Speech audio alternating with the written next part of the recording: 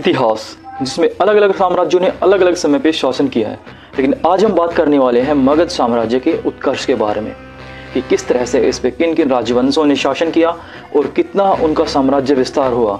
उनमें से कुछ ऐसे शक्तिशाली राजवंश भी हुए जिनके शासकों ने अखंड भारत का निर्माण किया। इस सीरीज में सबसे पहला राजवंश आता है हर्यक राजवंश। इसने 544 बीसी से 412 बीसी के मध्य शासन किया। पहला इसका राजा होता है बिंबिसार। बिंबिसार एक शक्तिशाली राजा थे जिन्होंने शासक बनते ही सर्वप्रथम अपने पड़ोसी राज्य अंग पे आक्रमण किया और वहाँ के राजा बृहद्रथ को हरा के अंग राज्य को अपने साम्राज्य में मिला लिया। वैवाहिक संबंधों के द्वारा भी अपने साम्राज्य का विस्तार किया।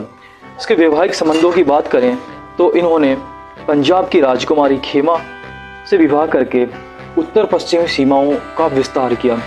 वहीं अपने पड़ोसी देश कौशल की राजकुमारी कौशला देवी और लिच्छवियों की एक राजकुमारी और चेटक की बहन चेलना से विवाह करके अपने साम्राज्य को और ज़्यादा मजबूती प्रदान की। कौशला देवी से विवाह के उपरांत इसे 1 लाख रुपए वार्षिक आय वाला काशी दहेज में मिला। अब बात करते हैं मगध साम्राज्य के अन्य उपलब्धियों के बारे में। मगध की आरंभिक राजधानी वशुमती या गिरिवज्र थी, जिसे वशु नामक राजा ने बसाया था। लेकिन लिच्छवियों की बढ़ती हुई शक्ति को नियंत्रित करने के लिए इसने अपनी राजधानी उत्तर की ओर राजगीर स्थानांतरित की। यह न केवल एक अच्छा शासक था बल्कि अच्छा डिप्लोमेट भी था। महावज्ञ के अनुसार मगध साम्राज्य में 80,000 गांव थे।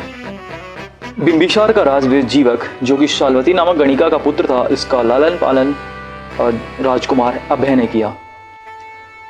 मगध का एक अन्य शक्तिशाली राजा जो कि बिंबिसार का पुत्र अपने पिता की हत्या करके राजा बनता है, यह था अजातशत्रु, जिसे कुणिक, चंडाशोक, देवनामप्रिय एवं अन्य नामों से जाना जाता है। राजा बनते इसने सर्वप्रथम अपने पड़ोसी राज्यों को अपने साम्राज्य में मिलाना चाहा। सर्वप्रथम इसने अपने पड़ोसी राज्य वज्जी को अपने साम्राज्य में मिलाना चाहा।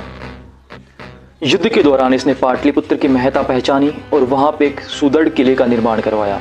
साथ ही साथ इस युद्ध के अंदर रस्त, मूषल और महाशिला कंटक यानी कि एक बड़े बड़े शिलाओं को फेंकने वाला एक अस्त्र, जो कि आपने बाहुबली मूवी में देखा होगा, ऐसे अस्त्रों का पहली बार प्रयोग किया था। ये इस टाइम की एक नई टेक्नोलॉजी थी जो कि पहली बार अजातशत्रु ने युद्ध के समय यूज की थी।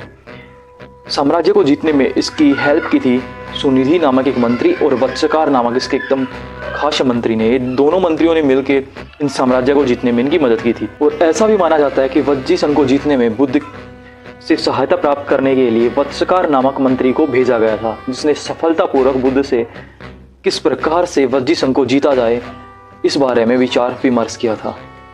अपने पिता की हत्या करने के कारण इसका विवाद कौशल नरेश से भी हुआ, क्योंकि अभी काशी जो कि दहेज में मिला हुआ था इसके पिता को, वो इससे छीन लिया जाता है। इसी कारण यह आक्रमण करता है कौशल पे। कौशल नरेश से लंबे समय तक युद्ध करने के बाद आखिरकार कौशल और मगध के बीच एक समझौता होता है, जिसमें कौशल नरेश अपनी पुत्री वजीरा का विवाह अजातशत्रु से कर देता है और बदले में इनको काशी वापस से मिल जाता है। इसकी पुत्री पद्मावती का विवाह वत्सराज उदयन से हुआ। इसी के शासनकाल के 8वें वर्ष महात्मा बुद्ध को निर्वाण प्राप्त होता है। इन्होंने महात्मा बुद्ध के अस्थि अवशेषों का दावा किया और कहा था कि अहमपि क्षत्रिय प्रभुपि क्षत्रिय, यानी कि मैं भी क्षत्रिय हूँ और भगवान बुद्ध हैं वो भी क्षत्रिय हैं। इस प्रकार से इसने महात्मा बुद्ध के अस्थि अवशेषों में से एक हिस्सा हासिल किया था। उदयन के द्वारा अपने पिता की हत्या के बाद मगध का राजा बनना मगध साम्राज्य में थोड़ी सी अस्थिरता ला देता है। उदयन की सबसे बड़ी उपलब्धि होती है इसने पाटलिपुत्र को राजधानी बनाया।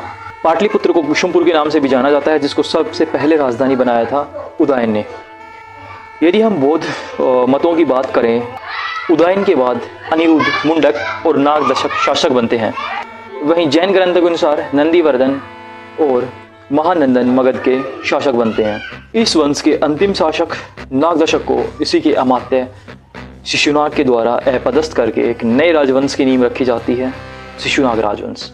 अगली वीडियो में हम जानेंगे कौन था ये शिशुनाग और आखिरकार इसने किस प्रकार से हर्यक राजवंश का खात्मा करके एक नए राजवंश की नींव डाली। ना केवल एक शक्तिशाली राजवंश की नींव डाली, बल्कि एक ऐसा राजा भी साबित हुआ जिससे पहली बार प्रजातांत्रिक तरीके से चुना गया, लेकिन फिर भी यह तानाशाह बन गया।